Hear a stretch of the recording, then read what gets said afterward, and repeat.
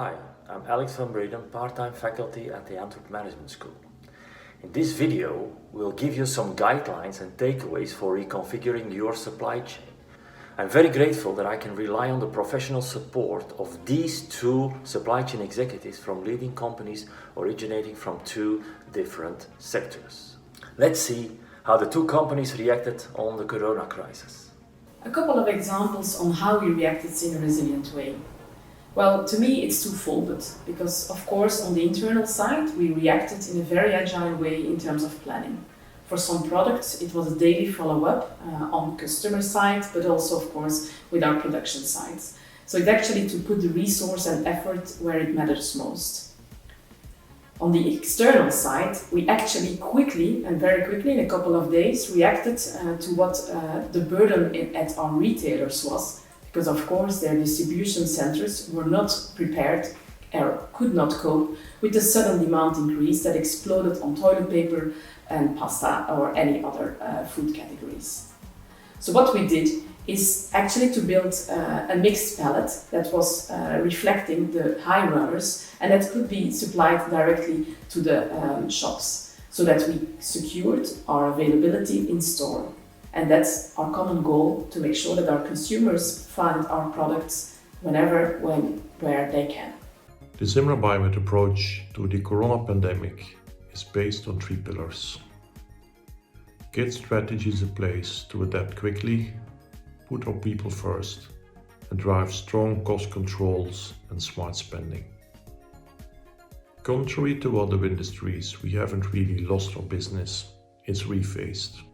We have reviewed our supply triggers to our manufacturing sites and our vendors by reviewing our demand plans. We have built scenario planning and business simulations, and we continue to monitor our demand streams very closely based on data. Most companies are looking to make their supply chain more resilient after the pandemic with a twofold objective. First, your supply chain should become more resistant to man-made or natural disasters, clearly. Second, you should increase the ability of your supply chain to recover rapidly and return to normal operation. Let's see how our two companies are envisaging to increase the resilience of their supply chain. What do we need to do differently? Well, I want to emphasize first that we really need to keep on considering the longer term. So whatever we do, we need to do it with the long term in mind. On the improvement is really internally more scenario planning, preparing our whole organization in how we react in a crisis. And that also means, and that's really the most key, is consider our customers in our business continuity planning, so that we really consider the end-to-end chain in mind. A big effort will go in inventory optimization, as we have a lot of inventory in many locations. We have ensured that product is available where it's needed first, and that we can serve our customers from multiple locations. We are absolutely determined to drive down our inventory levels and to improve our service levels at the same time. Another area of focus is around freight cost. Recently, air freight to China went up 8 times. Since we are monitoring this very closely, and we found a way to balance freight cost with service levels.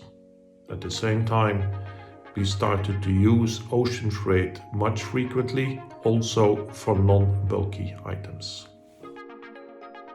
If you would consider reconfiguring your supply chain to make it more resilient, then these might be some recommendations for you.